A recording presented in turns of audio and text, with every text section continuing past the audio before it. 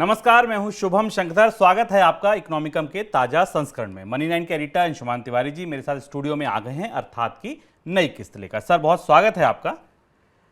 चलिए, बिना वक्त गवाए आपको बताएं कि इस बार के इकोनॉमिकम का विषय क्या है। इस बार का इकोनॉमिकम थोड़ा हटकर है, विषय थोड़ा इसका हटकर है।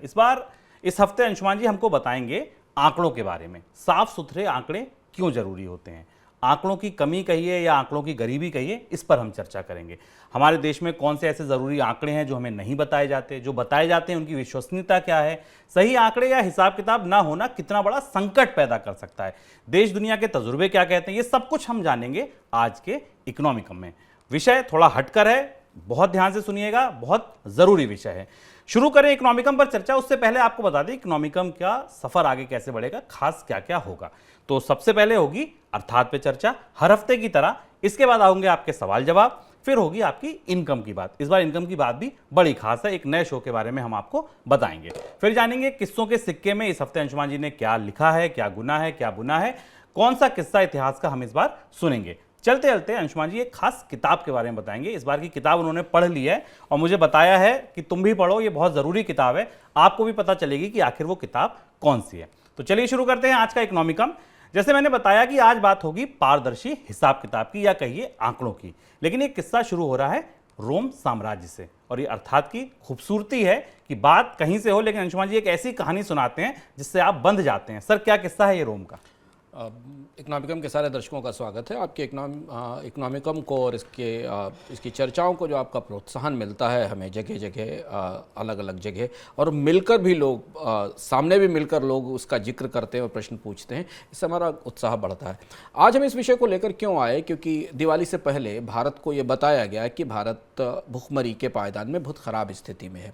ऐसे ही भारत को गरीबी के बारे में भी बताया गया था, और जब बताया तो हमारे आसपास बहुत सारी बहसें शुरू हुई, और उन बहसों का वो बहसें, जैसी भारत में जिस तरीके की बहसें होती हैं, वो बहसें तथ्य और आंकड़ों से बिल्कुल अलग भटक गई। क्योंकि हम ये सवाल पूछने लगे उन एजेंसियों से कि उन्होंने एजेंसियों ये आंकड़ा क्यों रखा। हमारे पास अपने आंकड़े नहीं थे भारत में भुखमरी, कुपोषण या बाकी चीज़ों को बताने वाले। और यहाँ से वो ये पूरी बहस हमने समझने की कोशिश की। और अगर आपको लगता है कि आंकड़े एक सामान्य चीज़ हैं, तो इस इकोनॉमिकम को सुनने के बाद आपको दिखाई देगा कि अच्छे आंकड़े ना होना किसी देश को दिवालिया कर सकता है, सही सूचनाएं ना बताना किसी देश को तबाह कर सकता है। और वो कैसे होता है, इसको हम समझने की कोशिश करेंगे। दूसरी महत्वपूर्ण बात हम यहाँ जानने की और कोशिश करेंगे कि हमारी सारी चर्चाएं जो हम सोशल मीडिया पर, यूट्यूब पर, फेसबुक पर, ट्विटर पर करते हैं, उनमें अक्सर तथ्य क्यों नहीं होते, उनमें आंकड़े क्यों नहीं होते, उनमें भावनाएं, उनमें भावनाओं के उद्गार, उनमें क्रोध, उसमें वो सब चीज़ें होती, पर उसमें वो तथ्य और फैक्ट्स क्यों नहीं होते। क्यों? कि क्या वो फैक्ट्स हैं भी हमारे पास उपलब्ध या नहीं है। और इसलिए भी हमारे लिए ज़रूरी है जानना कि आंकड़ों का अधिकार किसी भी अर्थव्यवस्था का बुनियादी अधिकार होता है। पर किस्सा, जैसा शुभम ने कहा, बात शुरू होती है रोम से, ख़त्म होगी ग्रीस पर। हम शुरुआत करते हैं रोम से। रोम के सेनाध्यक्ष थे मार्क एंटनी। आपने भी सुना होगा, जो लोग रोम के इतिहास से परिचित हैं, थोड़ा बहुत मार्क एंटनी और जूलियस सीजर का नाम सबने सुना होगा। रोम के सेनाध्यक्ष मार्क एंटनी ने जैसे ही सत्ता संभाली, उन्होंने पॉपिलियस और हेरेनियस को सिसरो की तलाश में दौड़ा दिया और कहा कि सिसरो को पकड़ कर लाया जाए। रोम को पता चल गया था कि सिसरो को मौत की सज़ा मिलेगी। सिसरो दार्शनिक थे, चिंतक थे, गणतंत्र के प्रखर समर्थक थे। जूलियस सीजर, मार्क एंटनी ने गणतंत्र को ख़त्म किया था। सिसरो अपने घर से भाग निकला जंगल की तरफ इन सैनिकों से बचने के लिए, लेकिन सैनिकों ने जल्द ही उसे तलाश लिया। सिसरो का सर काट दिया गया। सिसरो का कटा हुआ सर और एक हाथ रोम के रोस्ट्रा पर, यानी रोम का जो प्रमुख चौराहा था, वहाँ लाकर टांग दिया गया। सिसरो का सर इसलिए काटा गया क्योंकि सिसरो ने मार्क एंटनी के वित्तीय हिसाब किताब पर सवाल उठाए थे। सिसरो ने कहा था कि एंटनी ने जो सरकार, देश का खजाना है उसमें खयानत की है, अपनी विलासिता पर खर्च किया है और हिसाब भी नहीं दे रहा है। उससे पहले तक रोम की व्यवस्थाओं में राजाओं को स्पष्ट रूप से, प्रत्यक्ष रूप से देश की जनता को हिसाब देना होता था, बताना होता था, चाहे कोई भी सम्राट रहा हो, क्योंकि रोम गणतंत्र था और गणतंत्र में ये नियम था।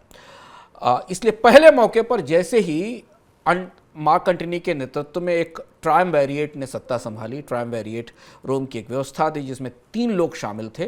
तीन लोगों ने मिलकर वहाँ सरकार बनाई। उसको आप दुनिया की पहली गठबंधन सरकार भी कह सकते हैं, जिसमें 3 सदस्य शामिल थे। उनका त्रिगुट बना और उस त्रिगुट ने पहले मौके पर मार्क एंटनी ने सिसरो को ख़त्म करवा दिया। लेकिन साफ सुथरा हिसाब किताब आंकड़ों को लेकर सिसरो की कुर्बानी बेकार नहीं गई। इसी अंत मार्क एंटनी के इसी ट्रायम्विरेट का, इसी त्रिगुट का एक सदस्य था जूलियस सीजर का एडॉप्टेड सन या दत्तक पुत्र ऑक्टावियस। ऑक्टावियस को बाद में रोम के सबसे महान सम्राट के नाम से जाना गया, जिसको सीजर ऑगस्टस कहते हैं। और वही एक ऐसा सम्राट था जिसने बाद में रोम को चरम शिखर पर पहुंचाया, और उसकी मृत्यु के बाद रोमन साम्राज्य की बड़ी ढलान शुरू होती है और उसे खत्म होती है। ऑगस्टस ने, या इसको ऑक्टावियस कहें, जब वो सीजर ऑगस्टस बना और रोम का सम्राट बना, तो उसने रोम की सारी संस्थाओं का पुनरुद्धार किया और उसके साथ अकाउंटिंग की, सरकारी आंकड़ों को साफ सुथरा रखने के नए नियम तय किए। और उसको इस बात का श्रेय जाता है कि उसने रोमन अकाउंटिंग को ट्रांसपेरेंट बनाया, जिसे जूलियस सीजर, मार्क एंटनी और बाकी लोग पूरी तरह तोड़ चुके थे। ऑगस्टस हर साल देश को हिसाब बताते थे, उन्हें बताते थे कि देश ने कितना खर्च किया, कहाँ से कितना कमाया गया, कहाँ खर्च हुआ। ऑगस्टस के बाद जब रोमन साम्राज्य का पतन हुआ, तब भी टिबेरियस जो उसका उत्तराधिकारी था, और कैलिगुला और नीरो ने कुछ हद तक, टिबेरियस ने इस व्यवस्था को ख़त्म कर दिया, लेकिन कैलिगुला और नीरो ने बाद में आकर फिर सरकारी हिसाब किताब को साफ सुथरा रखने का, आंकड़ों को साफ सुथरा रखने की व्यवस्था फिर लागू की। लेकिन जैसे जैसे रोमन साम्राज्य का पतन हुआ, वैसे वैसे आंकड़ों की पारदर्शिता, साफ सुथरे आंकड़े रखने की व्यवस्था खत्म हो गई। लेकिन हमें यह ध्यान रखना जरूरी है शुभम कि ये रोमन और गणतंत्र की पुरानी परंपराओं के जहन में ये बात थी कि वही सरकारें साफ सुथरी हो सकती हैं, वही प्रशासन साफ सुथरा हो सकता है जिसके आंकड़े साफ सुथरे हों। इसलिए जैसे ही लोकतंत्र बना और आया और लोकतंत्र प्रचलित हुआ, सबसे पहली चीज ये की गई कि सरकारों को अपने आंकड़े स्पष्ट करने चाहिए, बजट लेकर आना चाहिए, मंजूरियां लेनी चाहिए। और इसकी एक और बड़ी वजह थी कि 18वीं और 19वीं सदी के बीच में स्पेन 15 बार सॉवरेन डेट में डिफॉल्ट हुआ था, और वो सारा डिफॉल्ट सिर्फ साफ सुथरे आंकड़े ना होने के कारण, चीजें साफ सुथरी सरकार में ना होने के कारण था। इसलिए आंकड़ों की, सूचनाओं की पारदर्शिता, तमाम कमेटियों को जानकारियां देना, सरकार की तरफ के खर्च पर निगाह रखने वाली एक लंबी व्यवस्था तैयार करना, ये सब लोकतंत्र का ऑक्सीजन बन गए। और इसी के बेस पर लोकतंत्र दरअसल वास्तविक रूप से लोकतंत्र वित्तीय लोकतंत्र होता है, पारदर्शिता का लोकतंत्र होता है। ये किस्सा से हम इस किस्से से हम अपनी बात शुरू करते हैं। सर, बात रोम से शुरू हुई, अब आते हैं भारत पे। भारत में क्यों हमेशा कोई अंतर्राष्ट्रीय एजेंसी अगर आंकड़ा देती है, कहीं कोई आंकड़े आते हैं, तो क्यों उस पर बहस शुरू हो जाती है, क्यों उसको माना नहीं जाता है? हमें बुरा लगना चाहिए। मानने से ज़्यादा महत्वपूर्ण है कि हमें ये बुरा लगना चाहिए, हमें महसूस होना चाहिए। दुनिया के नीति निर्माता, दुनिया भर के देश के, दुनिया के नीति निर्माता लाखों आंकड़ों की रोशनी में अपनी नीतियां बनाते हैं। बहुत सारे डेटा, रिसर्च, भविष्य में क्या होने वाला है, पहले क्या हुआ, इतिहास में क्या हुआ, इसे संभालते हैं। उसकी वजह ये कि लोकतंत्र में संसाधन बांटने की, अवसर बांटने की ताकत लोकतंत्र में सरकारों और सरकार के नेताओं और मंत्रियों के पास होती है। अगर उनके पास सूझ नहीं है, उनके पास शोध नहीं है, उनके पास आंकड़े नहीं है, तो उसमें गफलत का खतरा रहता है। और इसलिए कहा जाता है कि मॉडर्न इकोनॉमिक मैनेजमेंट में भी कि आर्थिक और सामाजिक नीतियों के पीछे एक भरोसेमंद और व्यापक आंकड़ों की बुनियाद होनी चाहिए, ताकि फैसला अगर गलत भी हो सरकार का, तो सरकार ये कह सके कि उसने ये फैसला तथ्य के साथ, तैयारी के साथ लिया था। परिस्थितियां बदल सकती हैं, कोविड आ सकता है, इसका कोई आंकड़ा नहीं होगा, लेकिन महामारियों के प्रबंधन के पुराने आंकड़े दुनिया में मौजूद हैं। तो अब जब पिछले सप्ताह, सितंबर का दूसरा सप्ताह था, जब कोविड भारत में भूखमरी और कुपोषण के आंकड़े आए, तो उसमें भारत का हाल अफगानिस्तान से भी खराब दिखाई दिया। अब सरकार और उसके आसपास बहुत सारे लोग भड़क उठे। भारत की इस बुरी रैंकिंग में, जैसा कि हमारी आदत है, हम कॉन्स्पिरेसी थ्योरीज तलाशने लगे, हमें उसमें षड्यंत्र कथाएं दिखने लगी कि भारत की छवि के खिलाफ षड्यंत्र हो रहा है, भारत को नीचा दिखाने की कोशिश की जा रही है। ठीक ऐसे ही उस समय भी हुआ था जब कोविड के आंकड़े आए थे मौतों के। उस समय भी कहा गया था कि भारत में कोविड से मौतें दुनिया की एजेंसियां ज़्यादा नाप रही हैं। न्यूयॉर्क टाइम्स ने एक रिपोर्ट छापी थी जिस पर काफ़ी बहस हुई थी भारत में, और कहा गया था कि गलत आंकड़े हैं। अभी विश्व बैंक की ताज़ा रिपोर्ट आई गरीबी को लेकर, और उस रिपोर्ट में तो विश्व बैंक ने साफ साफ लिख दिया कि भारत के पास गरीबी के आंकड़े ही नहीं है, इसलिए वो एक दूसरी एजेंसी, जो कि एक स्वतंत्र एजेंसी है, उसके आधार पर भारत में गरीबी का आकलन कर रही है। अब आप सोचो कि हम दुनिया का अनोखा लोकतंत्र हैं, 75 साल बीत रहे हैं आज़ादी को, हमारे पास अपने बुनियादी आर्थिक और सामाजिक आंकड़े तक नहीं हैं।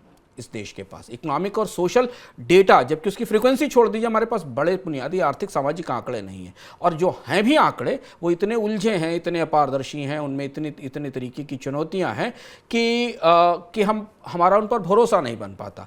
सरकारें हमें सच नहीं बताती और दुनिया जब हमें आईना दिखाती है तो हम भड़क कर उस पर साजिश का सवाल उठाने लगते हैं और षड्यंत्र की बात करने लगते हैं। तो हम ये समझने की कोशिश करेंगे कि भारत में आंकड़ों की बड़ी चूक या आंकड़ों की बड़ी कमी कहाँ कहाँ है। अंशुमान जी ने 3 बड़े आंकड़ों का जिक्र किया, 3 एजेंसियों का जिक्र किया। एक कहा गरीबी, दूसरा कहा कोविड के बाद मौतें, और तीसरा गरीबी है तो आय की बात करना जरूरी है। तो आज इन 3 आंकड़ों की हम परतें खोलेंगे और क्या क्या है। सर, सबसे पहले गरीबी के आंकड़े की बात, गरीबी का आपने जिक्र किया, इसको लेकर इतनी गफलत क्यों है? इसका किस्सा भूख के आंकड़ों से शुरू होता है। भूख के आंकड़े, कुपोषण के आंकड़ों की पूरी समझ गरीबी के आंकड़ों से निकलती है, या आप कहें कि आंकड़ों की गरीबी से निकलती है। गरीबी के आंकड़ों को आप भारत में इनकम के, आय के आंकड़े भी कह सकते हैं। दरअसल इनकम के आंकड़े और जिनके आधार पर कौन व्यक्ति कितना कमाता है, कितना खर्च करता है, उसकी जीवन स्तर क्या है, ये नापना इसलिए ज़रूरी है क्योंकि हमारी पूरे आर्थिक विकास का ताना बाना कमाई और खपत के आसपास चलता है। देश के लोग कितना कमा रहे हैं और देश के लोग कितना खर्च कर रहे हैं, उसमें सरकार भी कितना कमा रही है, सरकार भी कितना खर्च कर रही है, शामिल है। तो अर्थव्यवस्था के जो बुनियादी पहिए हैं वो जिन 2 चीज़ों पर निर्भर हैं, जिनको कि आप सामान्य भाषा में मांग और आपूर्ति कहते हैं, उनके पीछे जो 2 बुनियादी सबसे महत्वपूर्ण आंकड़ों का सेट होता है, वो ज़रूरत है कि हमें ये ट्रांसपेरेंटली पता चले कि देश के लोग कितना कमा रहे हैं और कितना खर्च कर रहे हैं। इन्हीं से पता चलता है कि जो किया जा रहा है, जो हो रहा है, उससे लोगों की ज़िंदगी कितनी बदल रही है। जो पैसा सरकार टैक्स के तौर पर ले रही है, उसके खर्च होने से लोगों की ज़िंदगी में परिवर्तन होता है कि नहीं होता। अब विश्व बैंक की रिपोर्ट की तरफ चलते हैं। विश्व बैंक ने हाल में एक रिपोर्ट जारी की और उसने उसमें कहा, और उस रिपोर्ट पर सरकार में काफ़ी सन्नाटा रहा, शुभम, किसी ने जवाब नहीं दिया उसका। विश्व बैंक ने कहा कि कोविड के असर से भारत के करीब 5.6 करोड़ लोग गहरी गरीबी में धंस गए। उसमें यह भी कहा कि पूरी दुनिया में 7 करोड़ लोग कोविड के असर से गरीब हुए, उनमें से सबसे बड़ी संख्या भारत में गरीब होने वालों की थी। एक विश्व बैंक ने अपनी रिपोर्ट में कहा। विश्व बैंक ने अपनी रिपोर्ट में यह भी कहा, जो भारत के लिए बड़ा सवाल था और भारत की सरकार को इस पर स्पष्टीकरण या सफाई देनी चाहिए थी, कि ज़्यादा आबादी के बावजूद चीन में लोग गरीब नहीं हुए कोविड से जितने ज़्यादा लोग भारत में गरीब हुए। यानी भारत ने दुनिया की गरीबी बढ़ाने में कोविड के दौरान सबसे बड़ा कंट्रीब्यूशन दिया। ये बात विश्व बैंक ने अपनी रिपोर्ट में कही। सरकार ने इस रिपोर्ट पर कुछ नहीं कहा, लेकिन इस विश्व बैंक की रिपोर्ट का एक सबसे बड़ा सच ये था कि विश्व बैंक ने कहा कि भारत में वो गरीबी बढ़ने का आकलन central for monitoring Indian economy के कंज्यूमर पिरामिड हाउसहोल्ड सर्वे के आधार पर कर रहा है। उनका विश्व बैंक का ये कहना था कि ये वही CMI है जो हर महीने बेरोजगारी का आंकड़ा बताती है, जिस पर हम अक्सर चर्चा करते हैं, और कभी सरकार प्रतिक्रिया देती है, कभी सरकार के आसपास लोग इन आंकड़ों में भी षड्यंत्र या ये मानते हैं कि ये आंकड़े सही नहीं है। विश्व बैंक ने अपनी रिपोर्ट में लिखा कि 2011 के बाद से भारत में गरीबी के आंकड़े नहीं हैं, उपलब्ध नहीं हैं। इसलिए ये कोविड से भारत में लोगों की ज़िंदगी पर असर पड़ने का, उनकी ज़िंदगी, उनकी कमाई, खपत, खर्च और उनकी आय स्तर पर आकलन के लिए उसने इस कंज्यूमर हाउसहोल्ड पिरामिड सर्वे को, एक स्वतंत्र एजेंसी के सर्वे को आधार बनाया है। अब हमारे लिए ये सबसे बड़ी शोचनीय बात होनी चाहिए थी कि दुनिया की सबसे बड़ी एजेंसी जब कोविड के बाद इनकम इनइक्वलिटी और पॉवर्टी का आकलन कर रही है, तब सरकार उसे ये भी नहीं बता पाई कि भारत के लोगों की इनकम पर क्या असर पड़ा, जबकि उसी देश की एक स्वतंत्र एजेंसी लगातार आंकड़े जुटाकर बता रही थी। सर, अब सरकार की तरफ से बात करें, स्वतंत्र एजेंसी को छोड़ दिए, क्या कभी कोशिश नहीं हुई आय पता लगाई जाए, गरीबी पता लगाई जाए? बहुत सारे सवाल गरीबी के आंकड़ों को लेकर। इसके साथ है भारत में हमारे दिमाग में सवाल आ सकता है कि आखिर इतना सुनने के बाद भारत में आय के आंकड़े क्यों नहीं है, गरीबी के आंकड़े क्यों नहीं है, गरीबी की नापजोक कैसे होती है, ये भी किस्सा थोड़ा सा दिलचस्प है। दरअसल हुआ ये कि मार्च 2015 में सरकार ने नीति आयोग के जो उस समय उपाध्यक्ष थे अरविंद पानगढ़िया, उनकी अगुवाई में एक 14 सदस्यीय दल बनाया, एक 14 सदस्यीय कमेटी बनाई, जिसे 31 अगस्त 2015 तक गरीबी की नई परिभाषा तय करनी थी। गरीबी की नई परिभाषा इसलिए तय करनी थी क्योंकि गरीबी के पुराने फार्मूले समय के साथ बदलते रहते हैं। हमारे पास पुराने कुछ फार्मूले थे, जिसमें तेंदुलकर सब कमेटी का फार्मूला था, फिर उसके बाद रंगराजन कमेटी का फार्मूला था।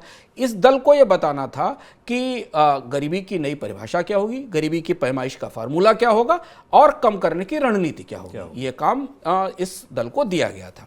इसका समय बढ़ा दिया गया, 2017 में इसकी रिपोर्ट आ गई। लेकिन तब तक सरकार का मन गरीबी की नापजोख करने से बदल गया था।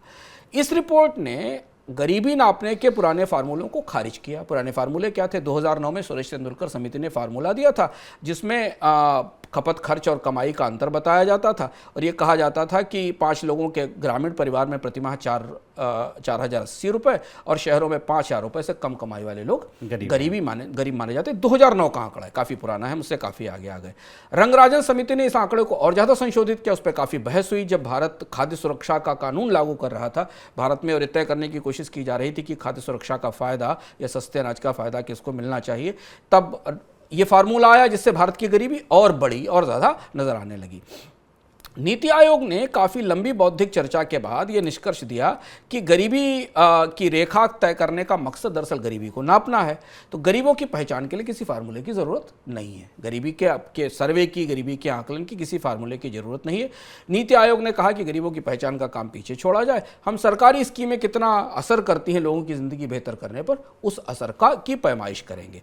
अब आप ये कह सकते हैं कि जिसको सरकार माने वो गरीब और जो जिसे सरकार नहीं माने वो गरीब नहीं, और इसलिए अब गरीबी की बहुत सारी परिभाषाएं, बहुत सारे आकलन भारत में अलग अलग तैरते रहते हैं। कहीं पर आप MIG, LIG, HIG के तौर पर आकलन करते हैं, कभी कहीं आप इनकम लेवल के आधार पर आकलन करते हैं, कहीं आप कैलोरी डेफिसिट के आधार पर करते हैं।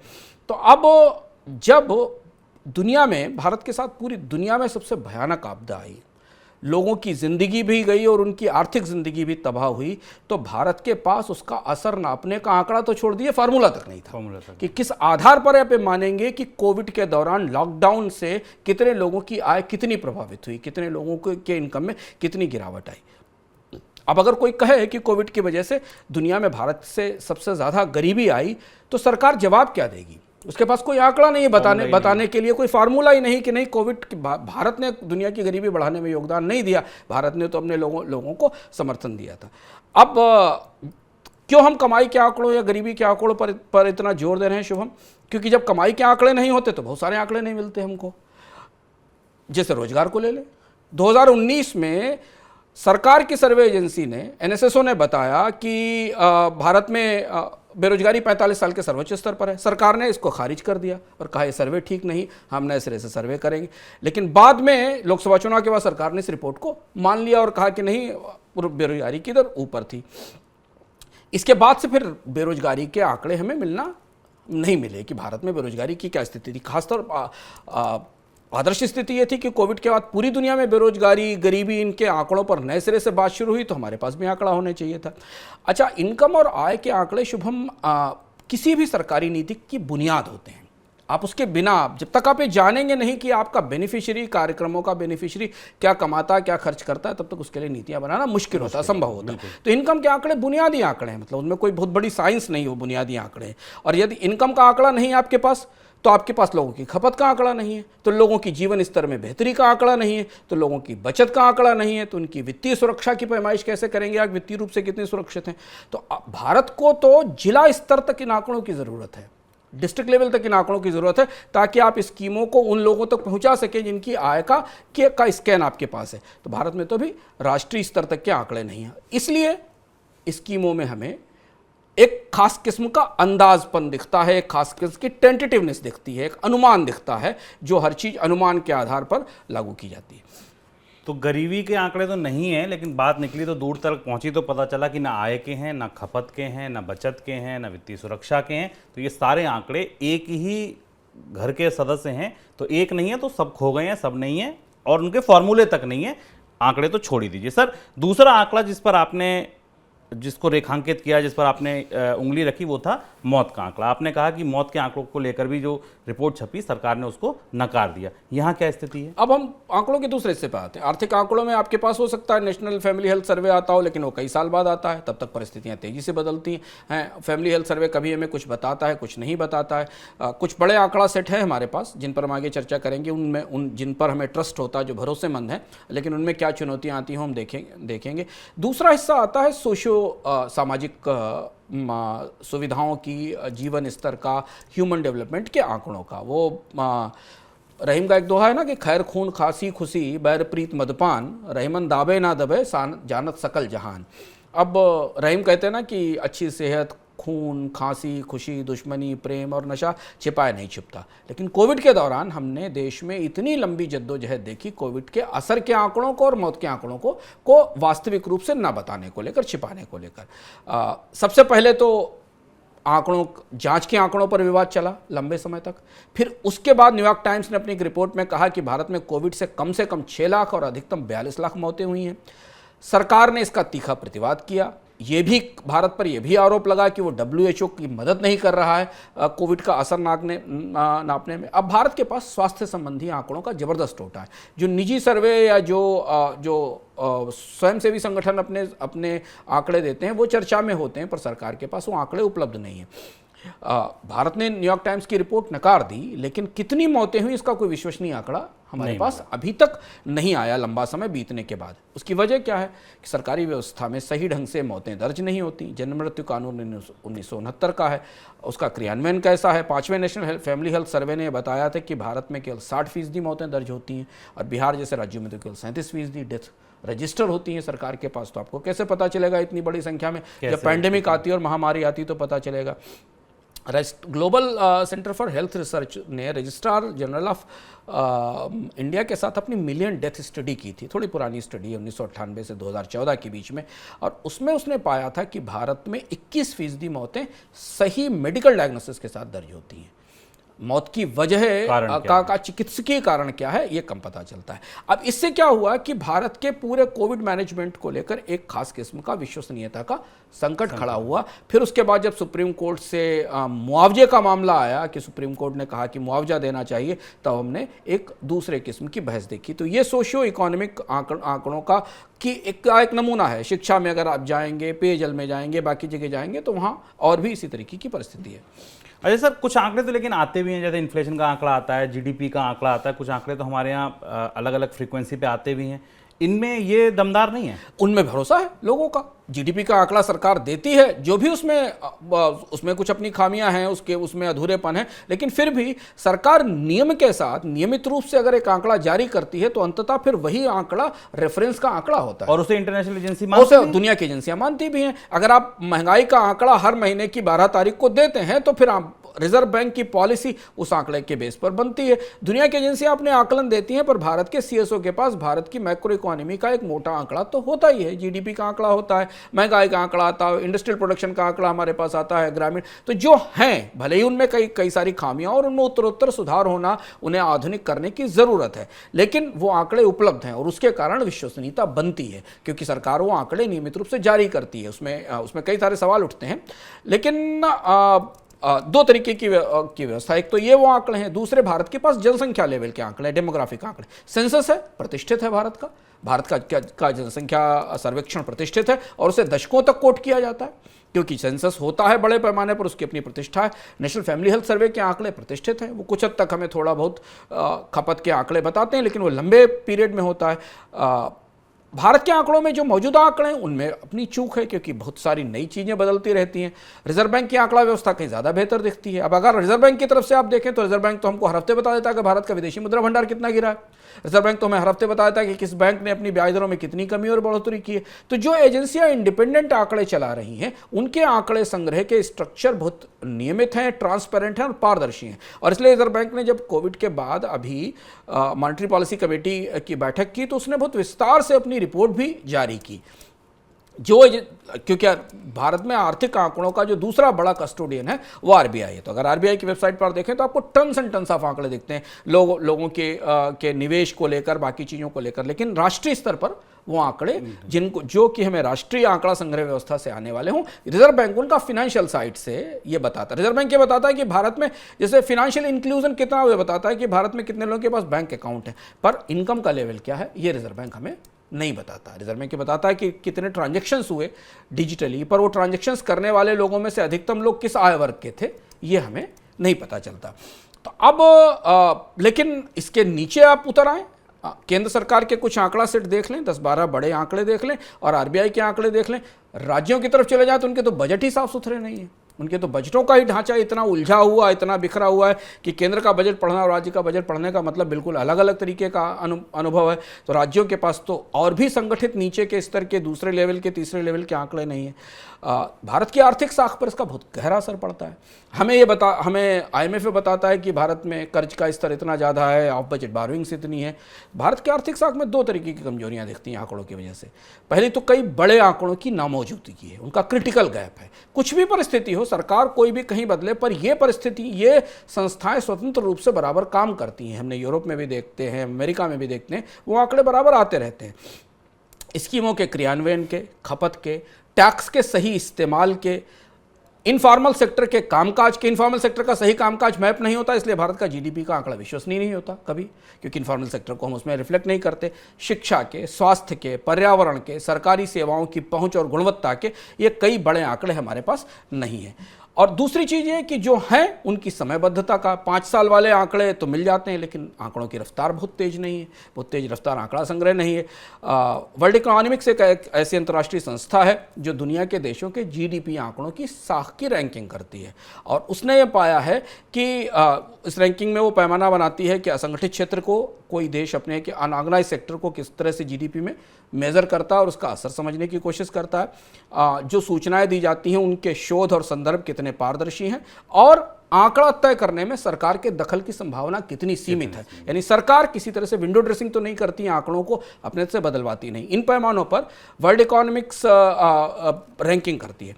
इस संस्था के पैमाने पर भारत के GDP आंकड़े भी C कैटेगरी में आते हैं, यानी अविश्वसनीय श्रेणी में आते हैं, नॉन क्रेडिबल श्रेणी में आते हैं। और भी बहुत सारे देश हैं दुनिया के उस कैटेगरी में आते हैं।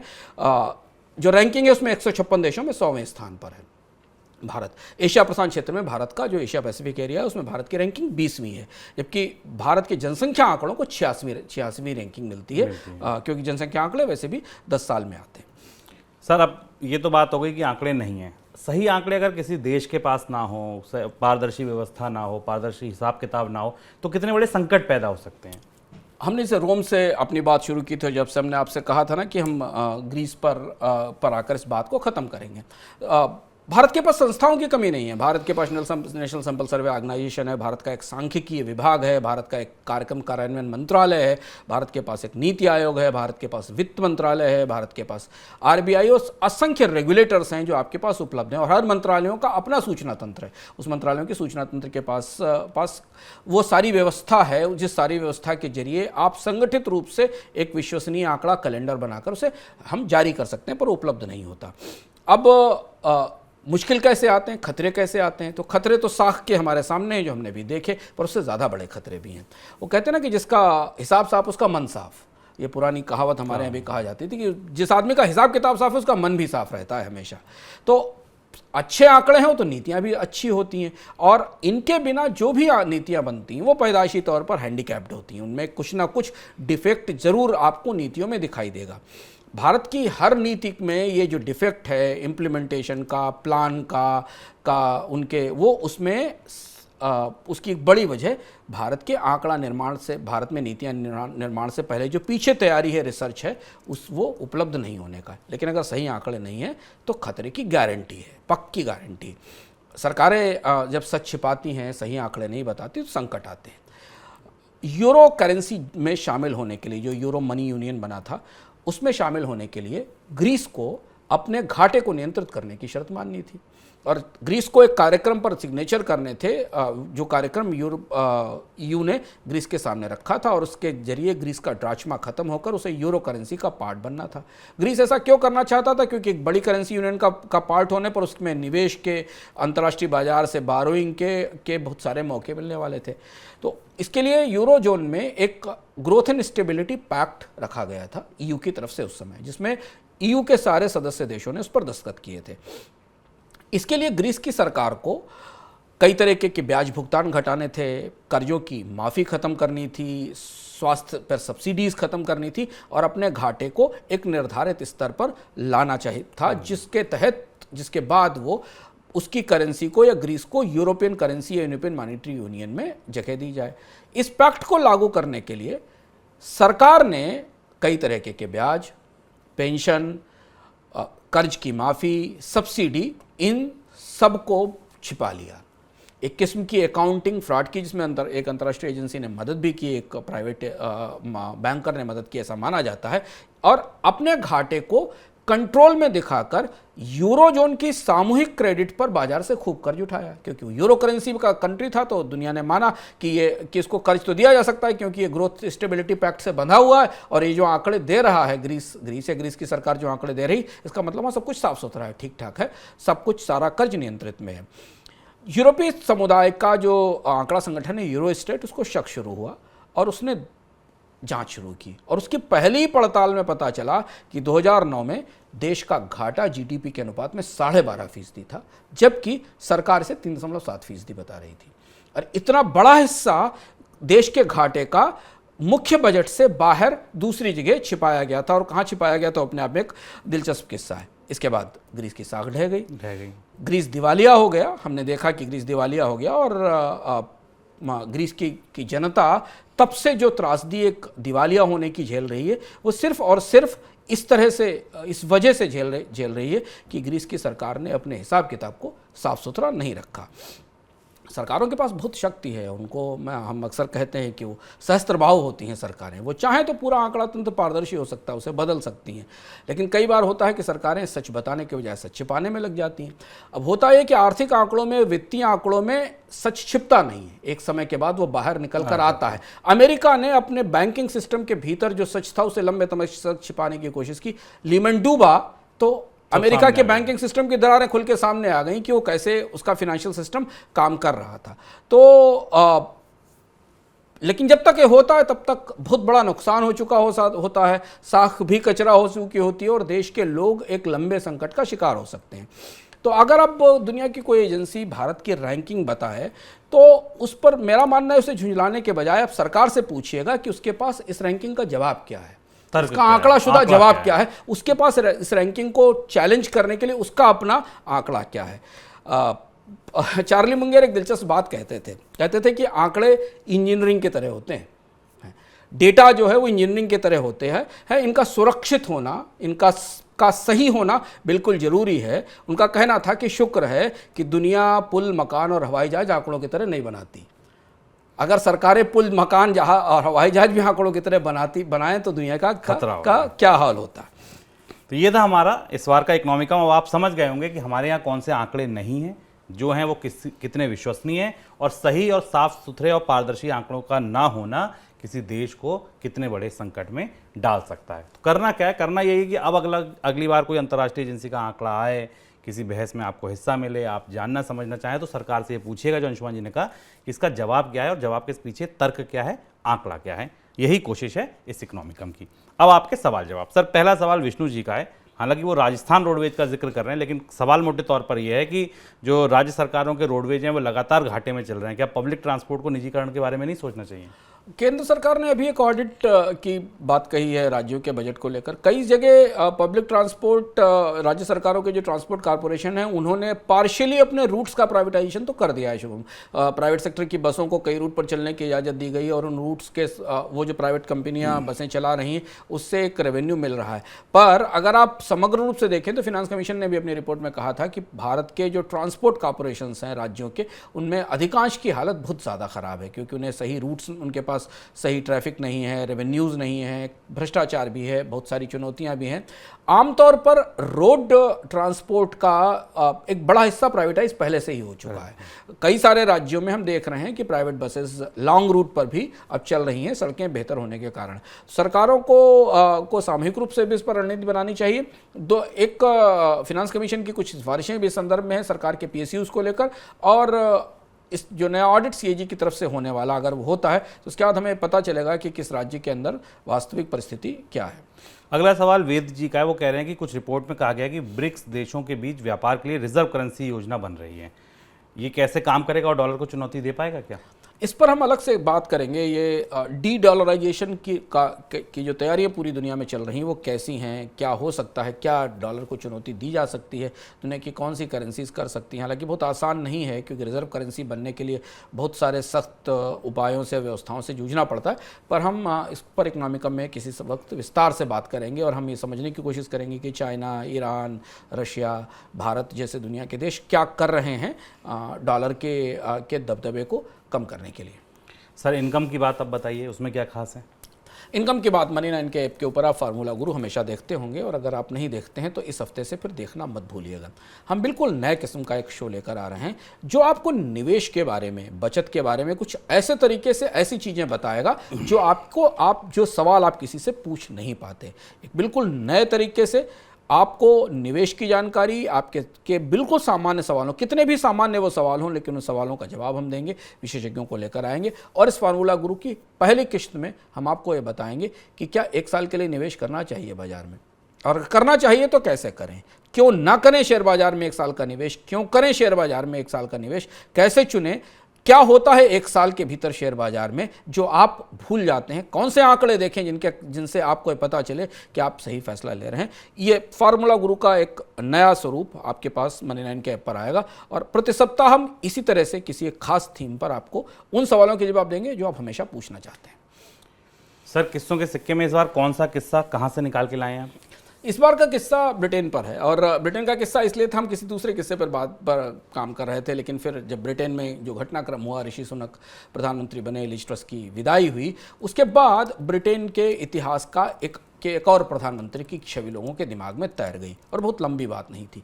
उस प्रधानमंत्री ने ब्रिटेन के साथ कुछ ऐसा किया था कि दुनिया ने ब्रिटेन पर प्रतिबंध लगाने की धमकी दे दी थी, ब्रिटेन पर सैंक्शंस लगने की नौबत आ गई थी, ब्रिटेन के बाजार में वो तबाही मची थी, वो जो तबाही हमने पाउंड की गिरावट में लिज ट्रस के मिनी बजट के बाद देखी थी।